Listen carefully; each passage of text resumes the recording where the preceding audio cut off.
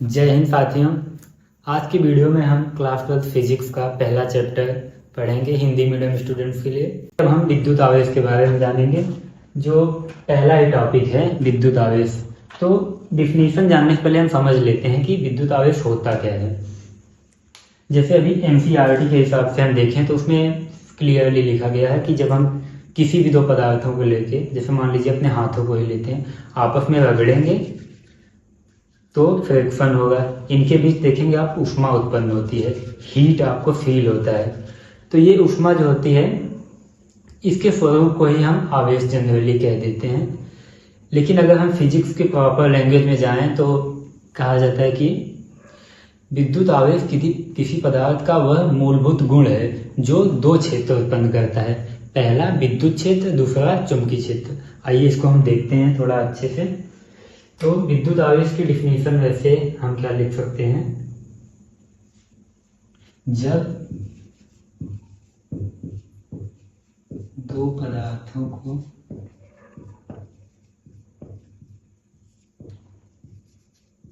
आप भी मेरे साथ साथ नोट डाउन कर सकते हैं, आपस में रगड़ते हैं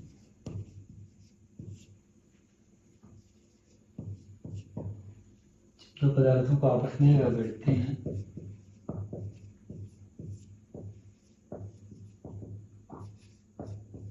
तो इनके बीच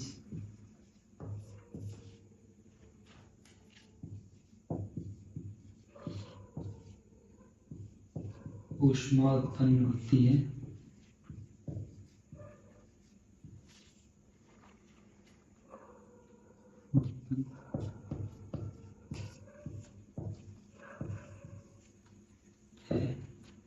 यह ऊष्मा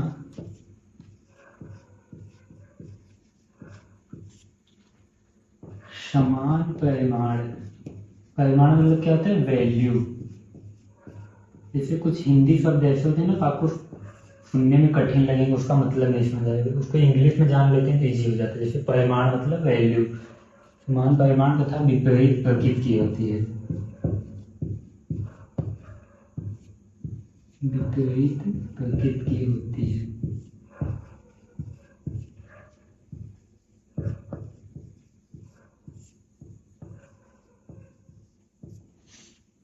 इस ऊष्मा के स्वरूप को ही हम आवेश कहेंगे।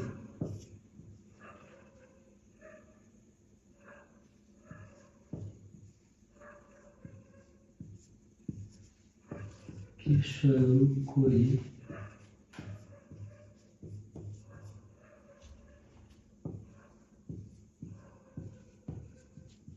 आवेश कहते हैं। अब मेरे साथ साथ आप भी लिखते चलेंगे तो आपका टाइम भी बचेगा। जब मैं समझाऊं तब ध्यान से समझना है। अब डिफिनीशन लिख दिए हैं। जब दो पदार्थों को आपस में रगड़ते हैं तो इनके बीच ऊष्मा उत्पन्न होती है। यह ऊष्मा समान परिमाण तथा विपरीत प्रकृति की होती है। इस ऊष्मा के स्वरूप को ही हम आवेश कहते हैं। अब इसकी एक अच्छी वाली डिफिनीशन हम देखते हैं फिजिक्स के पर्सपेक्टिव से, कि विद्युत आवेश किसी पदार्थ का वह मूलभूत गुण है।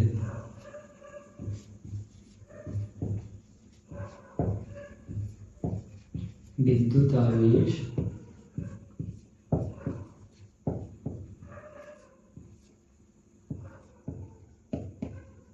किसी पदार्थ का वह मूलभूत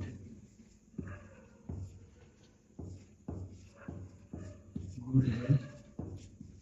अगर एक दो नंबर में क्वेश्चन पूछता है तो आप ये वाला लिख सकते हैं। अगर थोड़ा 5 नंबर में पूछता है कि आवेश के बारे में डिटेल में बताइए, तब आप दोनों लिख सकते हैं।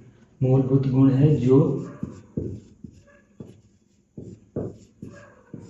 दो क्षेत्र उत्पन्न करता है।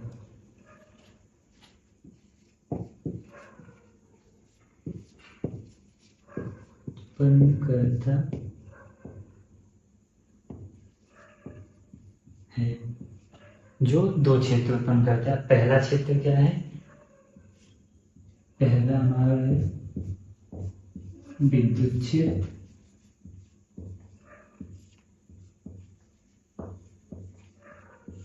दूसरा है चुंबकीय क्षेत्र।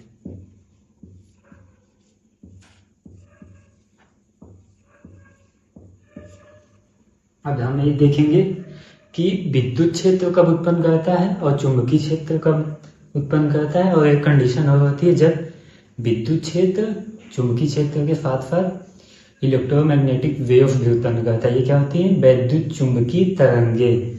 तो इसको हम देखते हैं जब हमारा आवेश रुका हुआ होता है।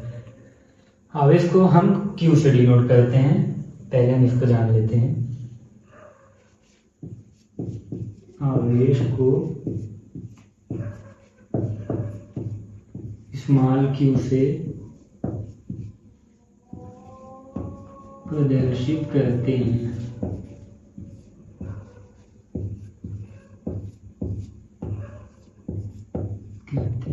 यहाँ तक क्लियर है। अब हम देखेंगे विद्युत क्षेत्र का उत्पन्न करता है। तो जैसे ये हमारा Q हो गया पहली कंडीशन में, Q जब ये रुका हुआ है,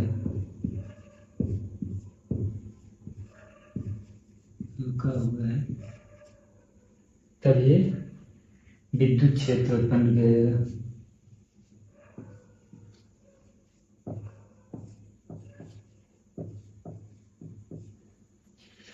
और दूसरी कंडीशन है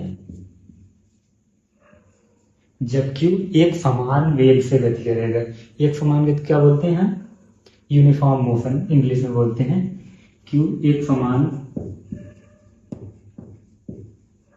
गति करेगा, इसको बोल सकते हैं एक समान वेग से भी गति करेगा। तो विद्युत क्षेत्र के साथ साथ इसके साथ साथ चुंबकीय क्षेत्र भी उत्पन्न करेगा।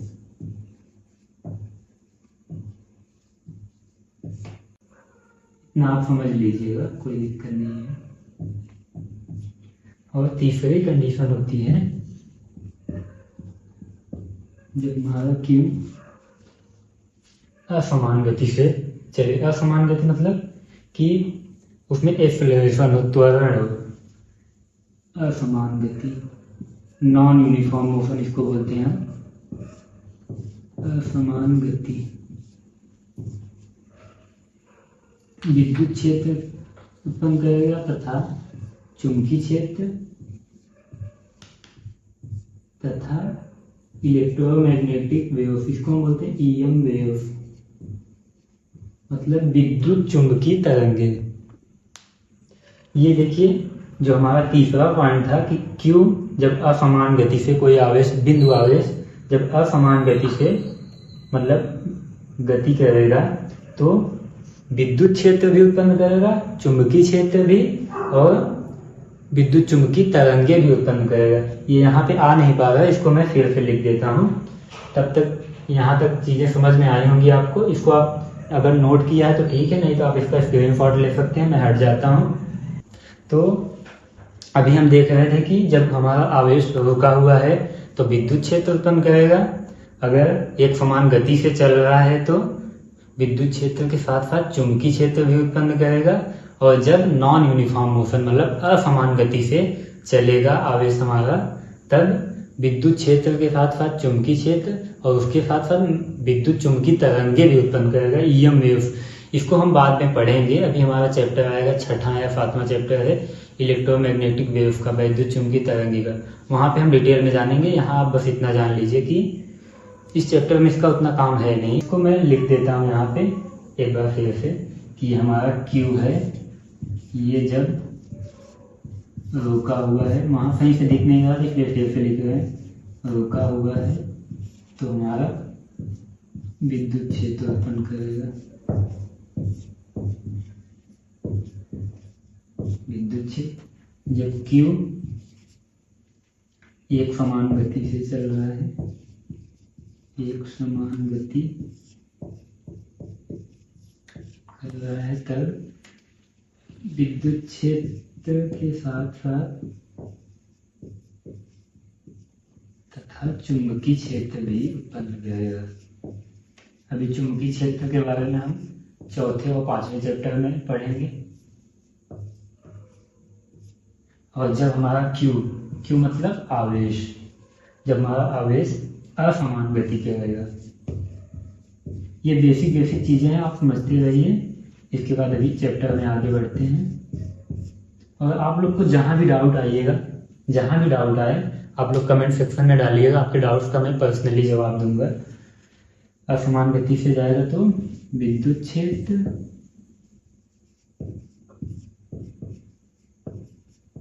चुंबकीय क्षेत्र,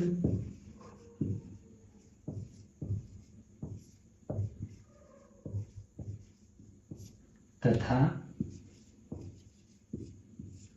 वैद्युत चुंबकीय तरंगे भी उत्पन्न करेगा।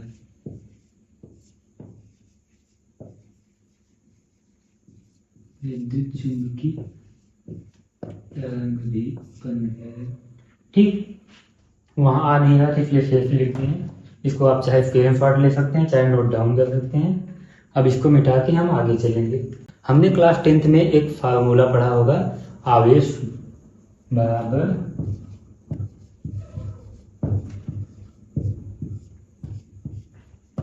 धारा गुणे शून्य। आप बस पेशेंस बना के चीजों को सुनते रहिए, लिखते रहिए, एकदम समझ में आएगा। एकदम बेसिक से चलेंगे। ये हमने क्लास 10th में सीखा था ये फार्मूला। आवेश को हम Q से डिनोट करते हैं, और धारा मतलब विद्युत धारा, इसको हम I से डिनोट करते हैं, स्मॉल I से। समय सब जानते हैं, T से डिनोट करते हैं। तो ये हमारा फार्मूला है Q = IT। ठीक है, यहाँ तक क्लियर है।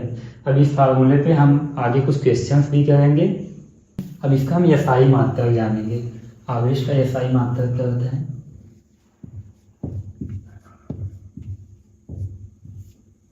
आवेश का SI मात्रक यानी SI यूनिट,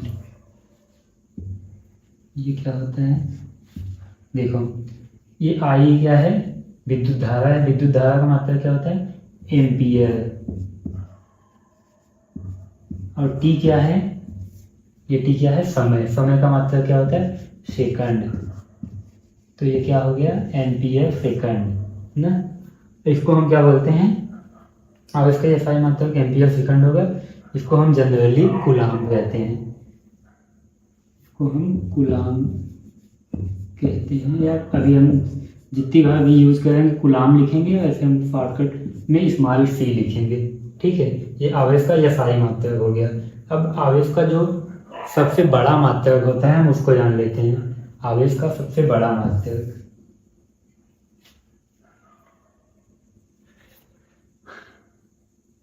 आवेश का सबसे बड़ा मात्रक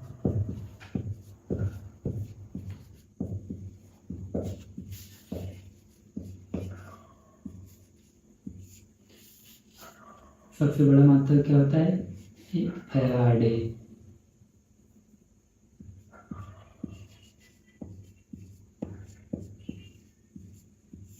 फैराडे, एक फैराडे इक्वल टू कितना होता है?